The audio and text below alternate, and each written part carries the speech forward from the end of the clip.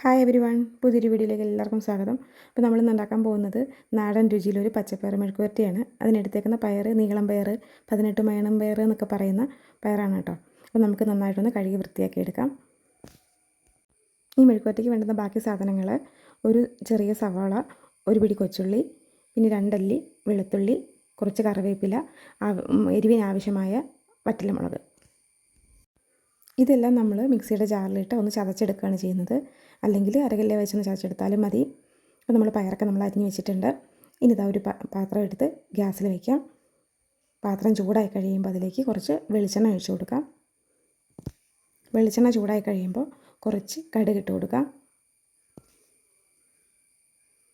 കടുക് പൊട്ടിക്കഴിയുമ്പോൾ നമ്മളതിലേക്ക് കുറച്ച് തേങ്ങാക്കൊത്താണ് ഇട്ട് കൊടുക്കുന്നത്. ആ തേങ്ങാക്കൊത്തൊന്ന് മൂത്ത് വരട്ടെ കേട്ടോ. തേങ്ങക്കൊത്ത് നന്നായിട്ട് മൂത്ത് വന്ന് കഴിയുമ്പോൾ അതിലേക്ക് നമ്മൾ ഒതുക്കി വെച്ചിരിക്കുന്ന നമ്മുടെ ഈ കൂട്ടിട്ട് കൊടുക്കുകയാണ്. ഇനി ഇതിൻ്റെ പച്ചമണം മാറുന്നോളം വരെ നമുക്ക് നന്നായിട്ടൊന്ന് ഇളക്കിക്കൊണ്ടിരിക്കാം. പച്ചമണമൊക്കെ മാറി അരപ്പൊന്ന് മൂത്ത് വന്നിട്ടുണ്ട്. ഇനി ഇതിലേക്ക് നമ്മൾ അരിഞ്ഞു വെച്ചിരിക്കുന്ന നമ്മുടെ പയർ ചേർത്ത് കൊടുക്കാം.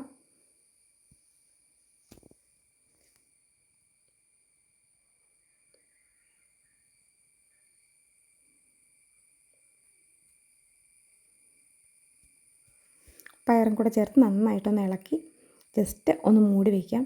ഇപ്പം നമ്മൾ ഉപ്പ് ചേർക്കുന്നില്ല. ഒന്ന് മൂടി വെച്ച് തുറന്ന് കഴിഞ്ഞിട്ടാണ് നമ്മൾ ഉപ്പ് ചേർത്ത് ഇളക്കാൻ പോകുന്നത്. അതുകൊണ്ട് നമുക്കിപ്പോൾ ഒന്ന് ഇളക്കിയിട്ട് മൂടി വെച്ച് വേവിക്കാം.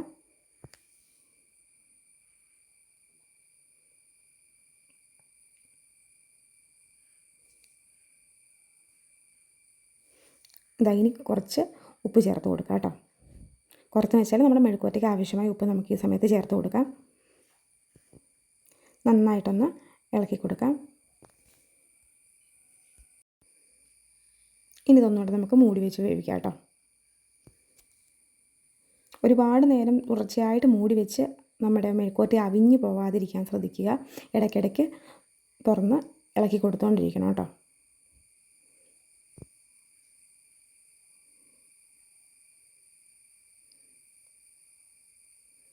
മെഴുക്കുവരട്ടിക്കകത്ത് മഞ്ഞൾ ചേർക്കണമെങ്കിൽ ചേർക്കാം കേട്ടോ. മഞ്ഞൾപ്പൊടി കുറച്ച് ചേർത്ത് വേണം കൊടുക്കാം.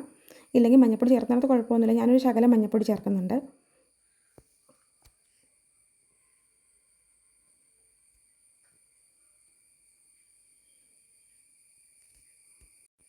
ഇനി ഇത് മൂടി വെച്ച് വേവിക്കണമെന്നില്ല. ഇങ്ങനെ ഇടയ്ക്കിടയ്ക്കൊന്ന് ഇളക്കി കൊടുത്ത് തട്ടിപ്പൊത്തി വെച്ചാൽ മതി. പല സ്ഥലങ്ങളിലും മെഴുക്കുവരട്ടിക്കകത്ത് വെളുത്തുള്ളി ചേർക്കാറില്ല. പക്ഷേ വെളുത്തുള്ളി ചേർക്കുകയാണെങ്കിൽ അതിന് നല്ലൊരു രുചിയും മണമൊക്കെയാണ് കേട്ടോ. നാടൻ രുചിയിലുള്ള അടിപൊളി മെഴുക്കുവരട്ടിയാണിത്. ഇനി ഉണ്ടാക്കുമ്പോൾ ഇങ്ങനെയൊന്ന് ഉണ്ടാക്കി നോക്കുക കേട്ടോ. അപ്പോൾ നമ്മുടെ ഇന്നത്തെ വീഡിയോ ഇത്രയേ ഉള്ളൂ. ഇഷ്ടപ്പെടുകയാണെങ്കിൽ നമ്മുടെ ചാനൽ സബ്സ്ക്രൈബ് ചെയ്ത് സപ്പോർട്ട് ചെയ്യാൻ മറക്കണ്ട. ലൈക്ക് ചെയ്യാനും ഷെയർ ചെയ്യാനും കമൻറ്റ് ചെയ്യാനും ഒന്നും മറക്കണ്ട കേട്ടോ. അപ്പോൾ നമുക്ക് പുതിയൊരു വീഡിയോയിൽ വീണ്ടും കാണാം. അതുവരേക്കും tata bye bye. Okay, see U.